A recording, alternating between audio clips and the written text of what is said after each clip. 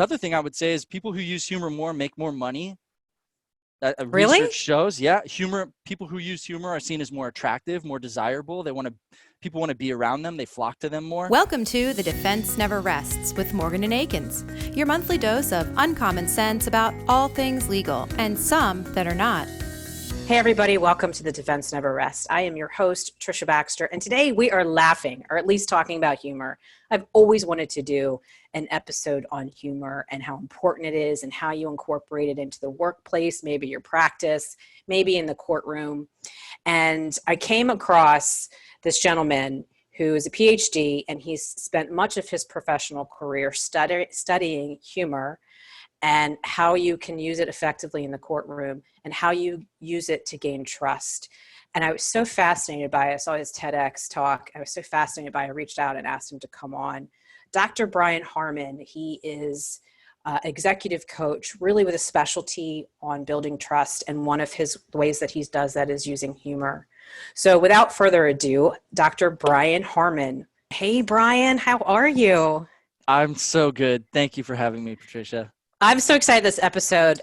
Before we started, I told you that I really wanted to do an episode on laughter and humor. One thing I love about my office, pre-COVID that is how much we laughed. I miss that. I miss that banter that you can't get over a Zoom call. You can't have banter over a Zoom call. So I've always wanted to have an episode about laughter, and you're my guy. Like, you've studied it, you've written about it, you speak about it. So before we get into it, just kind of give us your background, what you do and how you got there. Of course. So, hi, everybody. My name is Brian Harmon. I teach as a leadership professor, actually, part-time. I do classes at UCLA and UC Berkeley. Outside of that, though, 90% of my time is focused on executive coaching. But back in the beginning, the way I got started into this whole world of humor and trust and leadership was I was working at a job that I truly hated.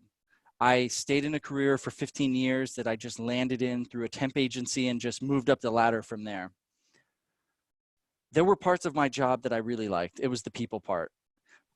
But the part that really dragged on me was the leadership. I just saw how leaders were just getting off the hook so easily. And I felt this sort of thing that leaders have a responsibility, not just for our physical safety at work, but also for our mental and psychological safety. So I just wasn't getting that. And so I found myself in this predicament. Well, what am I going to do about it?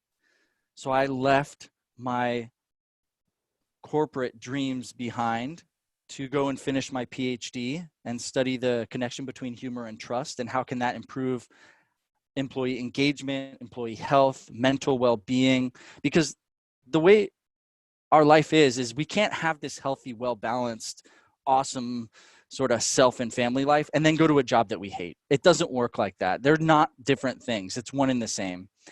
So for me, I thought, okay, I'm going to go and make a dent out in the world, and I'm going to do my part to increase what's called vertical trust. And that's the trust between leaders and employees.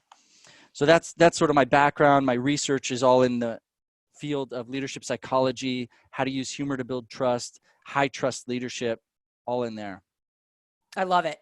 And let's dive into some of what you said, which is the importance of humor. And I know, mental health in the workplace is such a big issue now. And especially in the legal field, it's so many lawyers hate their jobs. So many claims professionals hate their jobs. And trying to figure out how we can change that is at the forefront. So I love this discussion. And the fact that laughter is what you focus on is brilliant. I mean, who doesn't want to laugh? So talk to us about the importance of laughter and the power of laughter. Well, for your audience specifically, there's a lot of conflict, high stakes discussions. Humor helps communicate messages. It improves cohesiveness. It can reduce status differentials, so that whole power play that happens. It can bring people closer together. It can improve focus, trigger new connections. I mean, there's all these great research studies about how humor can improve your immunity and all these physical sort of side effects. But I think that for me, the best part about humor and laughter is that it's the ultimate symptom of a high trust team or collaboration.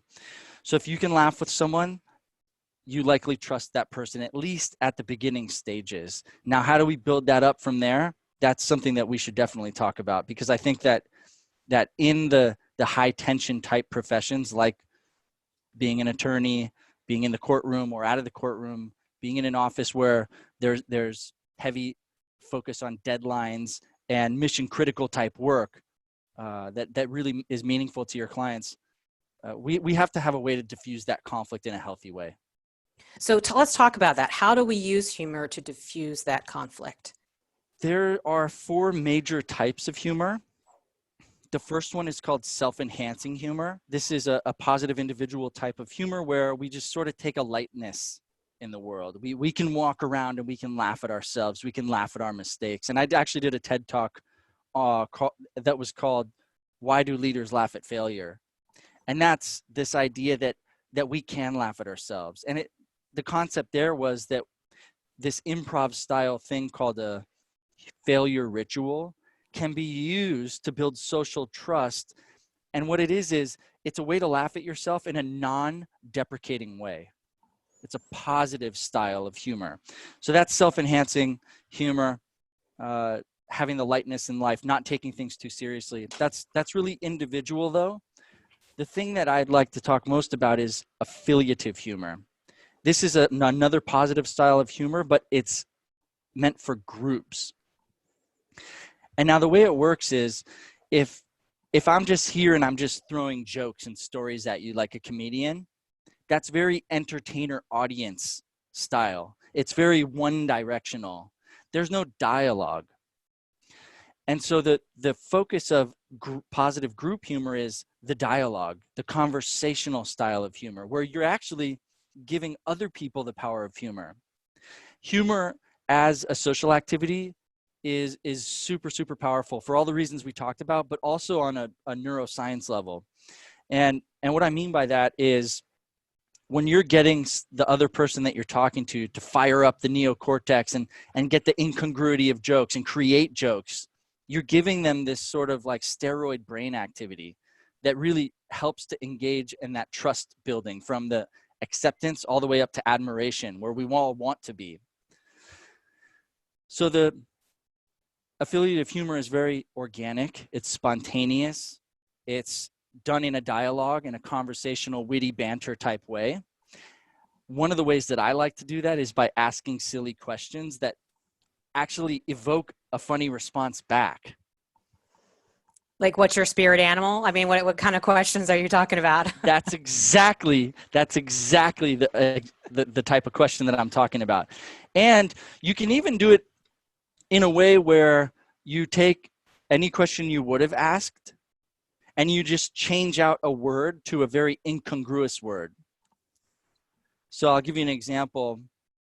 Is we can do this about podcasting. Is what's your favorite podcast might be a question I'd ask, but here's a funnier question is, what do you think Queen Elizabeth's favorite podcast is? Or what would your dog say about podcasts? Or something along those lines that you're throwing in this element of, this doesn't belong here. So the first two, let me just go back up because I know you said there's 4. So there's self-enhancing humor, there's affiliative, I can't even talk right now, humor, and then we'll get to the other 2, but you like affiliative, what's that term? You could call it collaborative humor. Okay, I can say that better. I can say that word better. Collaborative humor, is that your favorite kind in the group setting? That is my favorite kind because for a few reasons. So like I was giving you the silly examples with the questions. When you're asking somebody either a question or you're putting people in these scenarios that are obviously not real, you're spurring this imagination that creates their inside sort of sense of wonder, their something that's called divergent thinking. So now you're getting a little brainstorming session going with people. So even if it seems a little cheesy at first, what you find is, okay, that that was like a silly, what does my dog think about podcasts, is like, okay, whatever. But then it starts to go into a really cool place where now we can start to get a sense of each other. And what might come after that is usually very fun and very funny. It opens up the gate for vulnerability, because now you can be silly. And leaders that develop a tolerance for looking silly are shown to be a lot more effective in their leadership practice, and they have higher perceived leadership skills by those who they lead. So if you are a leader, or if maybe you're not, or you're leading a meeting, or you're leading a team at work, and is this for meetings? Is this for calls? Is the goal to just start laughter? What's the goal of this? The goal is to encourage other people to use humor. And so in a meeting, in a call, in anything, in an email, you could do it. And the way I like to go with this is work appropriate humor can be a very sensitive topic. And it's the reason why it's the most misused and underrated strategic leadership skill, because people don't understand it. They don't know what to do. If that's the case, with like it is with most people, the place you should go is to the things that are universally funny. Imitations, dances, gestures, the stuff that would entertain a 5-year-old, because those are funny. Like if I imitated Shrek right now, I mean, that's silly and it's funny, and it doesn't reduce my professionalism. It actually adds to the dynamic here. And so what I would say is, with humor comes another responsibility though. If you don't have your shit together and you're obviously struggling on performance, that is not the time to bring humor into your leadership tool belt. You have to be at the top of your levels of accountability, of ownership, of intent, and then you can start to bring in both the one-sided and two-sided humor. That's fascinating. So you really kind of have to know where you are, read the room a little bit, know what people are feeling in order to interject that kind of approach, that humor. Yeah. And let's simplify this conversation by also saying that really the point of humor is to get people to smile. If you're not the jokey type, if you don't want to engage in this sort of witty, sort of kind of risky, dangerous banter, if that seems too much for you, you can always just bring a hacky sack to a meeting and throw it around with people to get them into like a different, something that changes up the environment in any way. That makes people smile. And that's what go ahead, sorry. Yeah, so I mean, it's that simple. Like I literally have a box of Slinkies and a box of Koosh balls that I bring to any time I visit a client, because that's fun for them. It brings up this nostalgic sort of childhood. Oh, I used to have one of those. Oh, that's cool. Let's toss this while we're having our meeting right now. Well, let's talk about what do you say to the very serious lawyer? Because a lot of us are very serious. That thinks that that's not part of the job, that, you know, they can't be silly. They have to be professional and be kind of not above everybody else, but they have to be untouchable, or whatever the word may be. But there's that culture in the legal profession that is uber serious. And what do you say to those people? For those people, they need to start at the very beginning. They haven't mastered even self-enhancing humor yet. So they can't be going into what I would consider advanced humor would be the collaborative humor, where now you're getting other people involved. I think they need to take a serious look at themselves and say, am I happy in my job? How is this working for me? What is it about my job that makes me think that is important? There's a lot of talk about executive presence. And I think that's the most garbage sort of word. Not that the people who specialize in that are garbage, because actually a lot of what they're teaching is just leadership. But the idea that I have to work on my presence, that is the problem.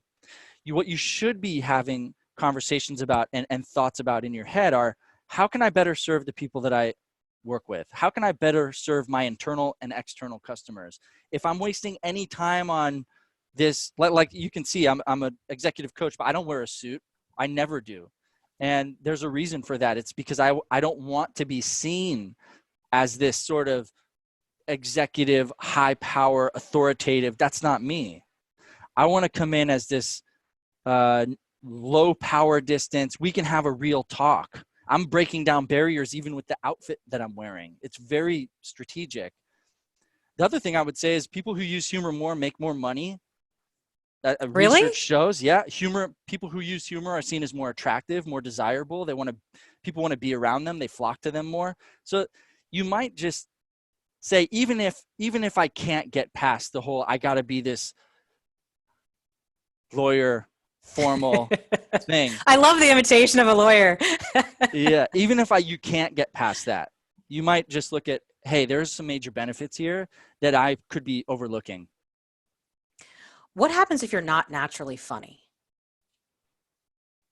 If you're not naturally funny, a couple things. So number one, I don't believe that that's a reality. I think that's a self-defeating thought that people have told themselves over and over and over in their head. I think everybody has the ability to be funny. There's brilliant coaches out there that I've had throughout my improvisational humor training and things that I didn't think I was all that funny either. And even like right now, we're not having like we're having a pretty serious conversation, but we can go into other places and really find that we could shine in these. We just have to work at it. I encourage all of my leadership clients, my executive coaching clients, CEOs, vice presidents of large multinational corporations. You got to go take an improv class, man. Like this is the golden part of life where you get to go in there and riff with people that you don't know. You can let your guard down. You can be a little silly, and you might pick up on a few things. One, you might like it. Number two, you might create some cool relationships in there. And number three, what do you have to lose? What's the worst thing that you can that can happen there? Is like everyone is there to do the same exact thing. And that's what led me to the whole failure ritual, bringing that into the workplace and bringing improv humor into the workplace was all based on exactly that experience.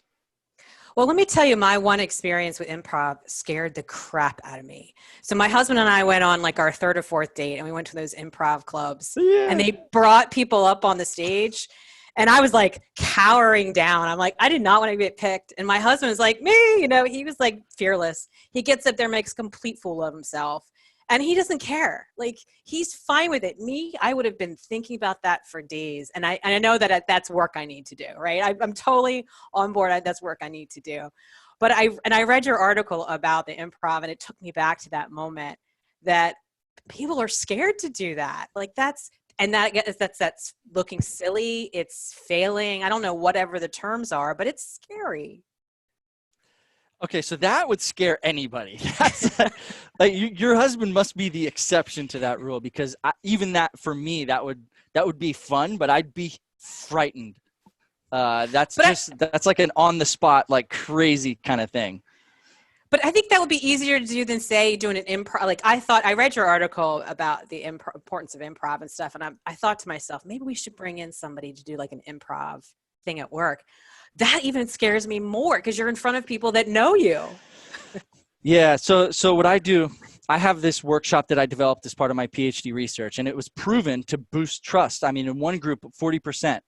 And that was vertical trust, horizontal trust, organizational trust. And in this workshop, the first half is actually not humorous at all. It's just about building that base layer of trust. So you talk about with your colleagues, what's your happiest professional moment? What's your biggest personal challenge that you've overcome? That kind of stuff. Then once you build that up and now the room is feeling good, okay, now let's do a little bit of a silly exercise. Okay, that one, I'm warming up. Now let's go into a little bit more. Then let's go into some very basic improv. So you have to lead into it. And also humor is not appropriate for low trust environments, or where people have their job security on the line. So today's a little freaky in that way, because even with my clients, some are like, am I going to get laid off? I'm a high paid executive. Like, I don't know what's going to happen. So there's some sensitivities, but I think the most important thing is let the fun, humorous stuff be the secondary thing. First, let's focus on trust. And actually what my workshop is called is high performance humor that builds trust, because that's the consequence. That's the result and outcome we're going for. Well, how do you know if you have one of those environments? If you already have that trust that you can then take the next step to developing humor, incorporating humor. Yeah, so signals of a low trust environment would be things like having a sense of uneasiness, having a climate where doors are closed a lot, having a climate where you know that women are not being paid the same as men. Because equality, empathy, performance, and fun are the four major symptoms of a high trust team. So you can just kind of back into that in reverse. If you don't see a lot of empathy, if you don't see a lot of equality, if you don't see a lot of fun, and performance is meh, that's a low trust environment. So if you have that, or most of that, safe to say you can start to incorporate humor into your meetings or calls or whatever communication style that you're implementing. Yeah. And look, it's not easy. So what you're asking, how do I bring humor in the workplace? That's the reason why I do the workshop, is because you have to have this sort of what to do and what not to do. And having this workshop creates that bonded place where, okay, now we know. Here are the 3 no-nos. Here are the 5. Yeah, this is cool. This is what we can use in our meetings.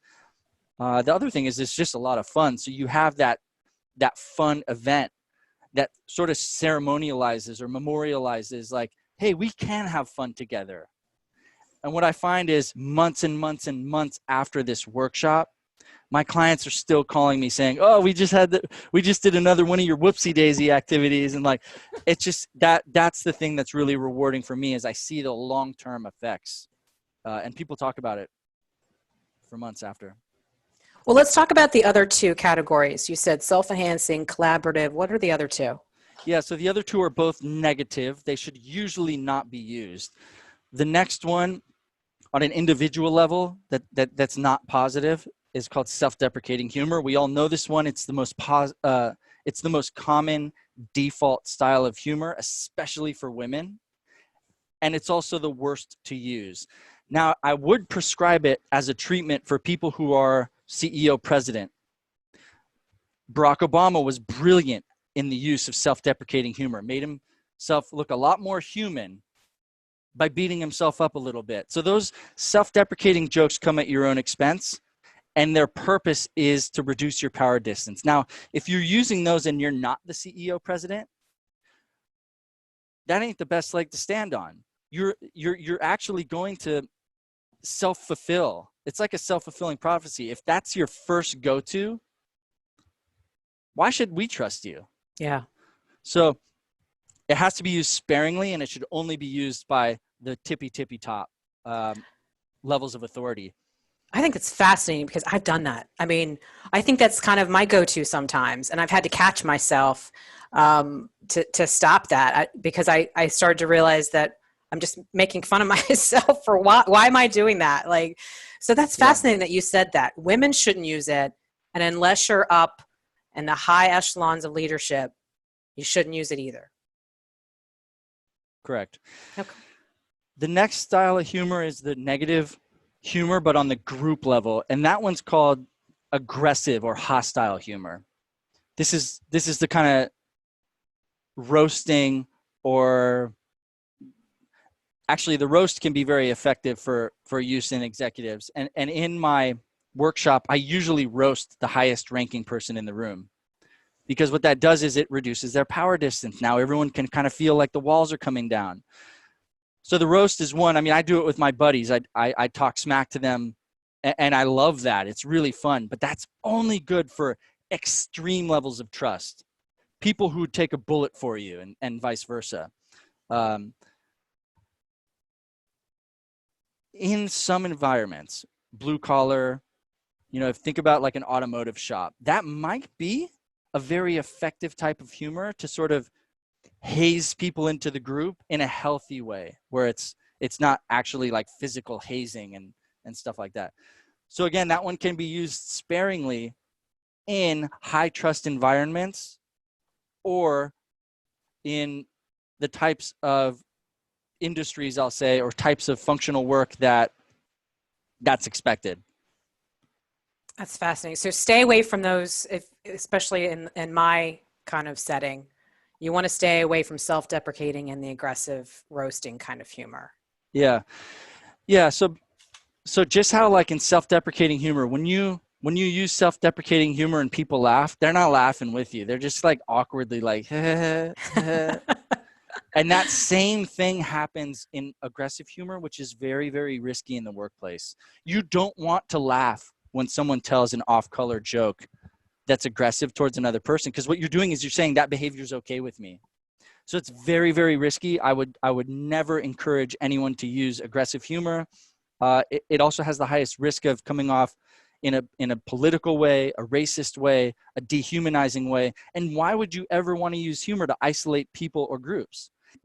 Actually, the whole goal is to build trust. And it's like I talked about the biological signals that you read about. Yeah. Vulnerable body parts, carotid arteries, cranial vagus nerves, jugular veins. We want to use trust and humor together.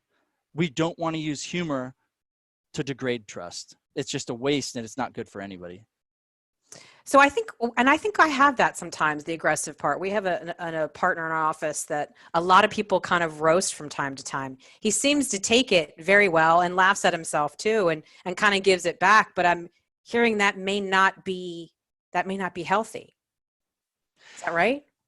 It can be used healthy if it is in a high trust way. If you're looking at it and you know that like deep down that person is struggling with it. And again, this is why you don't make fun of physical features. You don't make fun of permanent disabilities. But if it's something like they came in late, very circumstantial, you can rub that off and kind of just like, okay, I'm over it. Then it can be used. Okay. It just depends on the person. If they're doing it back and they're reciprocating and they're showing you that, hey, I like that. That's fun for me. That's okay. Okay. That's interesting. I think that's what we have sometimes. We have some people that have very good banter and wit, and they just kind of go at each other a little bit. Mm-hmm. But I never really paid attention to it. I've just laughed at it. I'll have to probably pay attention to it a little bit more. All right. So let's talk about, let me throw some settings to you, because, the lawyers are in multiple different settings that sometimes we don't know how to navigate. Let's say we're in front of a prospective client. And that you don't know very well. It's your first meeting or first phone call. When or if is humor okay to use? With a prospective client. Yeah. That's okay. In that situation, let me start with this. There's 3 levels of trust. You have acceptance, trust, and admiration. Admiration is the most sincere, highest form of trust, where like if you and I have trust, I'm not going to let you down. I want you to be more successful even than myself. I have perfect empathy and equality in my heart for you. That's what admiration means. With a prospective client, you're still at the level of acceptance, where like you might give a handshake. You're still getting to know each other and you're understanding the relational dynamic. If you want to build a relationship with someone, then you have to be relatable.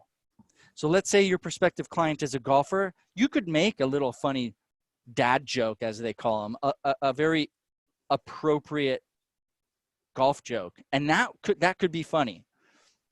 If you take it to the collaborative place or the hostile place or the self-deprecating place, I wouldn't. I would just skip all of that. Just let it be very innocent, very one way. Say, hey, I thought you might like this joke I came across. It's got. And I actually do that. So with my prospective clients, if I know they're an engineer or if I know they're a doctor, if I know whatever their specialty is, like one of my friends, he makes pizza dumplings. So I got pizza jokes for this guy. I mean, that's sort of cool. They're innocent, they're fun, they're super stupid. And you kind of have this ability to look silly. And now they know like, okay, this person's a human. But again, remember like the thing I said before is save that for after you've built credibility. Build the credibility and then throw a joke. Yeah, I love that, because I'm always skeptical when I first meet someone, first 5, 10, 15, maybe hour of our meeting, to use any kind of humor. I'm very much, let me read the room. Let me see how this person responds. If they throw a joke out first, or if they want to keep it light or funny, then I tend to kind of mirror that.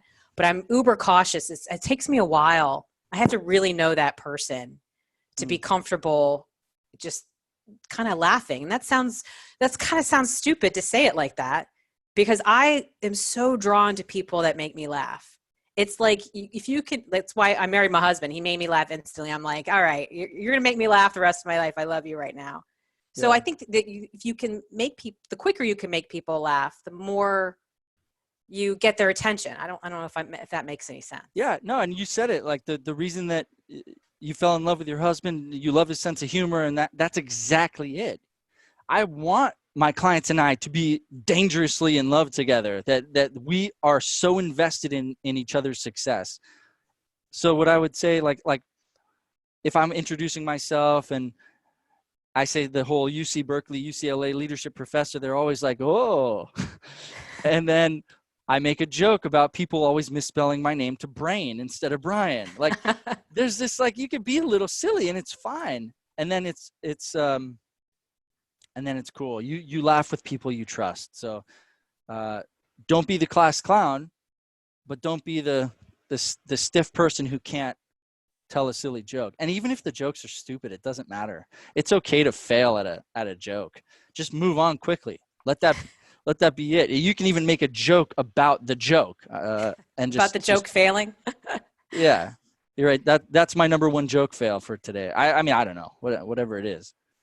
And I think that's so hard too, because when you try to be funny and it bombs, you know, that tail between the leg, like, oh my God. And sometimes I still think about it. Like, I keep it in my head. I'm like, I probably shouldn't have said that. Or so, you know, I guess the trick that you're saying is just, even if you bomb, make a joke about you bombing.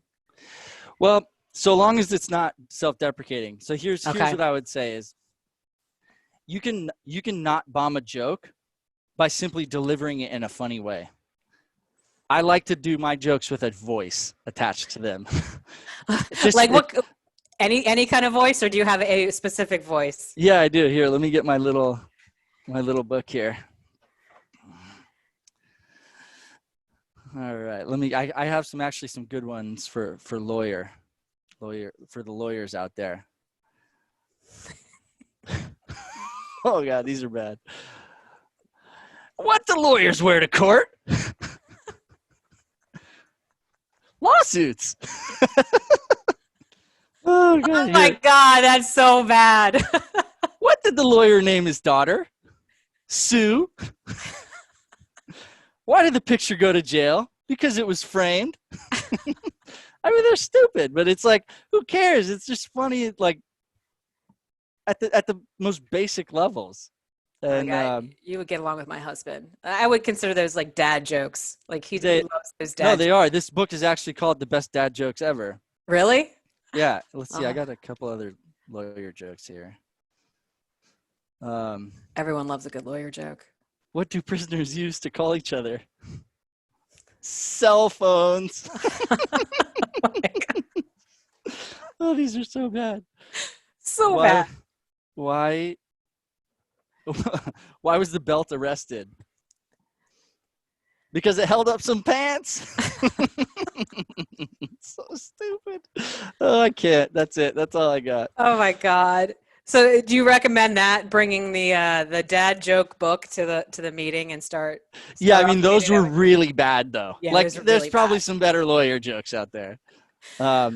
Most people like the lawyer jokes at the lawyer's expense about being like, I don't know, cheap or schmarmy or whatever that word is. So those are at least a little bit better than that.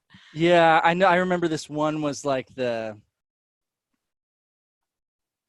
lawyer fell overboard on a cruise ship into a circling set of sharks, but the sharks didn't eat the lawyer. How come? Professional courtesy. Oh my God. That's the kind I'm used to hearing. Yeah. Everybody has a good lawyer joke. Yeah.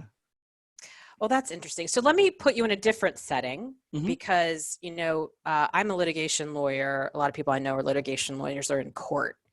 And I think some of the most effective lawyers use humor in trials, in juries. If you can get a jury to smile or laugh, you have that jury.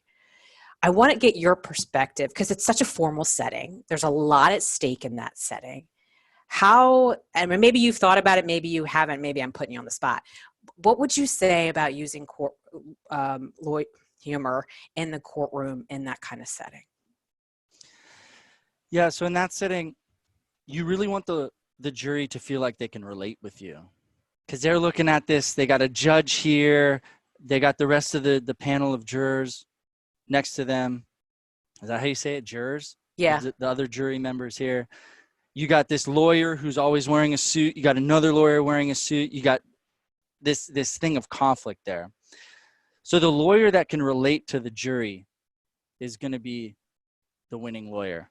And what I mean by relate is, I once was on a jury, and this lawyer did a brilliant job of, well, I'll give you the scenario was a young man, 17, 18 years old. He was crossing the street and he got hit actually by a lawyer who was driving in a school zone too fast. And this young man has now been struggling with his mental health as a result. Anyways, the defense attorney for the, I guess, what is that, the plaintiff or who would the boy be? The boy would be the plaintiff. Plaintiff? Yeah. So the plaintiff attorney, as he was describing the boy walking across the street in the crosswalk, he makes relatable comments like, we all know sometimes we don't walk within the lines of the crosswalk, but he was walking in the line of the crosswalk. And so what he's doing is he's setting up like, oh, well, what would you have done in this scenario? What are the things that you would do? And then you can turn that same type of a thing into a joke that's funny. So Sebastian Maniscalco is like the king of this. He's my favorite comedian. He'll talk about how people in the subway sandwich line like peek over the sneeze bar. And like, that's funny because like I've done that. I'd be like, yeah, I want that tomato, right? And that's the kind of silliness, but we've all kind of done it. So I would just say, find those pieces to relate on. The funny pieces that it's like they're universally funny and they don't degrade what I'm doing, like what my focus is. My objective is to win money for this young man who's going to have some issues for the rest of his life because of his traumatic brain injury. So don't joke about that. Joke about the stuff like, we've all been in this scenario where at some point in the story, and that will humanize the lawyer a bit. I would even say that some self-deprecating lawyer or some self-deprecating humor might be effective in the courtroom because you're going to reduce that power distance and not be like this lawyer with the suit. So I would say that could be something to experiment with that might be highly effective in winning over a jury. You know, I think it's a good point too, because I mean, it is a very serious setting. You're in my line of work, you're normally dealing with very serious injuries. So you don't want to make light of it, but they're, strategically placed here and there at the right time, it can be effective. Let me get your thought on what happened to me at my first trial, which is super scary for any lawyer, first trial. I said something really stupid during jury, when we pick a jury. So, you have 125 prospective jurors sitting in a courtroom, and you have to ask them questions to see if you want them or if they should want them on the jury or if you want to eliminate them. And I knew I'd never done it before. I'm like 28, like it was scary. And I asked the question, I said, please raise your hand if you can't hear me. And the judge leans in to the microphone, and he leans so far in that you can hear it echo in the courtroom. And he says, counselor, why don't you ask them if they can hear you? Because if they can't hear you, they're not going to raise their hand. And I felt like the biggest dumbass. So the whole pool laughed. And I just said, I swear I went to law school. I'm going to ask some better questions. And I got another at it. But at that moment, I'm like, I had to do something to diffuse it because I felt so stupid. What do you think of that situation? Like, good, bad? Could I have done it better? I think it's brilliant. I'd even take that forwards with you and use it again, because that's exactly the type of thing where you had a witty judge that could get right back at you, and then you answered it with a kind of mid-level self-deprecation while building credibility. I swear I went to law school. That's a great use of self-deprecation. Well, that's good to know. I mean, I can't take it back, but I was like, what else are you going to do? My instinct was I had to just let them know I was laughing at myself too, because. Yeah, no, that's awesome. And now it doesn't bother me when I say stupid stuff, because I still say stupid stuff. I'm like, I take it a little bit better. But when you're that young, I went home that night and I mulled it over in my head so much. But so that's interesting. Yeah.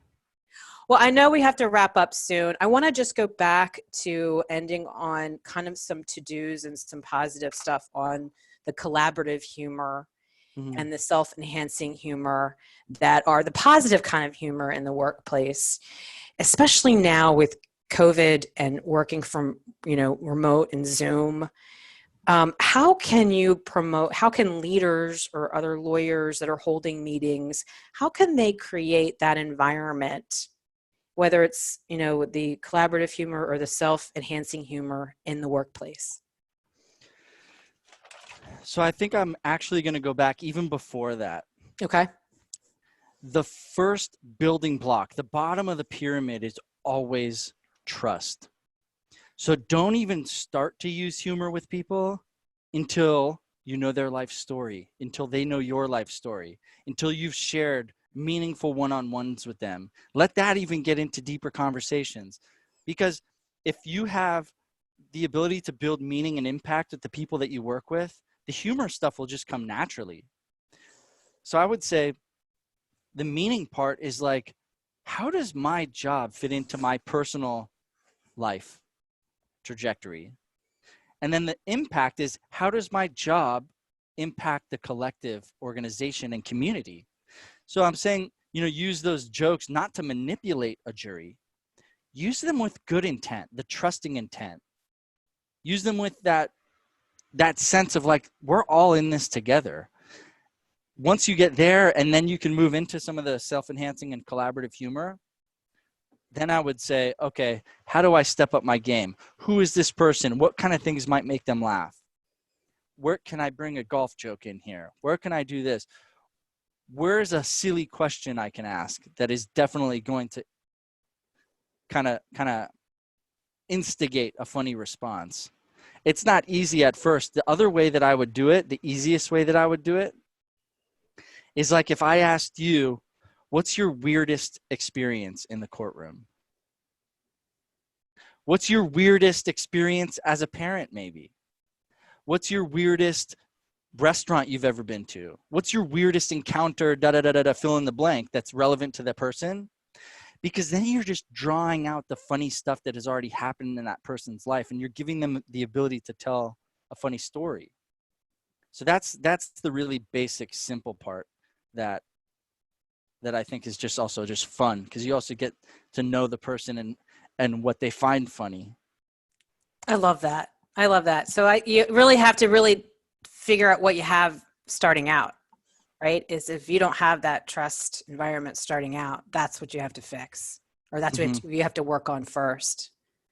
Exactly. If you do have it, then you can start to, because I think about our meetings, they always naturally go to non-work, kind of making fun of each other in a funny way. Like we had one of my female attorneys told a story. We have a Zoom meeting every Monday. She told the story about how she took on a renovation project in her home and took out the plumbing, the faucets of her sinks. And it just led to all these jokes. Like, I love that. And how she's like, should I take out the toilet? And you can imagine the jokes that followed from that. Like, I love that. And I think laughing at work is so important. It's the one thing I love about our firm. Whether we do it healthily, I have no idea. But I know that I get people emailing me, staff emailing me saying, I miss this. I miss that laughter that, so. Well, I know we had to wrap up. I just want a couple final questions. Mm-hmm. Tell me your top 2 favorite comedians. Oh, number 1 by a long shot is Sebastian Maniscalco. I think he is by far the most brilliant comedian that's ever existed. He's a a New Yorker guy, Italian. He even played in Martin Scorsese's last movie, but his comedy specials on Netflix, I think there's 3 of them, must see. Number 2 would be a tie for Robin Williams and Jerry Seinfeld. I still think that Jerry Seinfeld is the second funniest person on earth. His recent Netflix special that he just did, I could not believe, like even within 60 seconds, I thought to myself, my gosh, how could he go on this funny for a whole hour? Highly recommend it. I saw him live in AC last August, Mm. and I went in with very minimal expectations. I'm going to say this on a podcast. I was never a huge Seinfeld fan. Like, I think I might be the only one. My husband is going to probably beat me over the head for saying that on air. But like, I just never really watched it. So went in. It was a group of girlfriends of mine. I went in with very low expectations. I was crying, laughing, and he didn't once drop a curse word. He didn't say any nasty jokes. I don't even know what it was about. It was like everyday life that I was like crying at. That's great. And Robin Williams, I'm a big fan of him too. I mean, he was just the off the cuff. Like I saw him, what's Behind the Actor Studio. Did you ever watch that one with him in it? If you haven't, you should. I don't think so. I'll check it out. His improv, he just got up there and just improv for 20 minutes. And again, I was crying. It was amazing. All right. Give me a fiction book that you're reading and a nonfiction book. If you're, I'm assuming you're a reader. I think you're a reader. Yeah, I'm a heavy reader. I do not read fiction. Okay. I never have, besides books that I was forced to read in elementary school or high school. I'll show you the book that I just have reread for maybe the 5th time. The copy is in perfect condition. I actually bought this physically. I listen to audiobooks. Stephen Covey, The Speed of Trust. This is, if you're serious about people, about trust, about leadership, this is a must read. It's my favorite book of all time. I'm also reading, surprisingly, Grant Cardone's book called The 10X Rule. And I've never really, from afar, liked what he was so salesy seeming, right?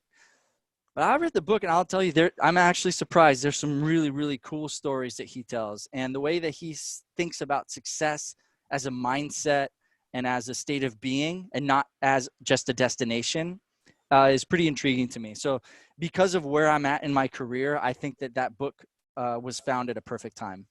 That's awesome. I read that a couple years ago, and same thing, some mindset shifts. Just like it's sort of the concept of the 4-hour work week by Tim Ferriss. It's some mindset stuff in there. It's like if thinking too small, like the idea of dreaming bigger, like I think that's fabulous. So yeah, Tim Ferriss, I've read everything he's ever written or done. I'm one of his biggest fans as well. That's one book I go back to. It's the 4-hour work week. The first couple chapters when he dreamlining. I love that idea of really just writing down if you could do anything and multiplying it by 100 and all that stuff. So, all right. Well, I know we have to wrap up. Tell people where they can find you and what you're working on these days. Sure. My LinkedIn is the best way to reach me. I'm always on LinkedIn. I love LinkedIn. It's been very, very kind to me as far as that's where I get 90% of my clients. So LinkedIn, Brian Harmon. My website is called bmhallmark.com. Stands for Business Management Hallmark. That's my firm. We do executive coaching, and we do that wonderful workshop I told you about called High Performance Humor That Builds Trust. These days, I'm working on scaling up my business a little bit because I have a lot of people asking me for a lot more video content. And I have a whole, actually, I'll show it to you. I got a green screen and that's a costume for some skit I'm doing. But I've got some really nice professional equipment now so I can turn my work into a hybrid sort of group coaching / online course. That's awesome. Yeah. Well, I appreciate you coming on, sharing your insights. It's fascinating to me, the research that you've done and how you approach humor in the workplace. It's so important. And if for anybody listening, definitely reach out to Brian on LinkedIn, connect with him on LinkedIn. He's got amazing content. I love his videos. They constantly crack me up while delivering important messages, which is my goal. That's the kind of content I want to do. So I definitely follow you with maybe stealing some of your stuff. So, but definitely reach out to Brian on LinkedIn and check out his website and join us next time. We'd love to see you guys again on the Defense Never Rest. We'll see you then.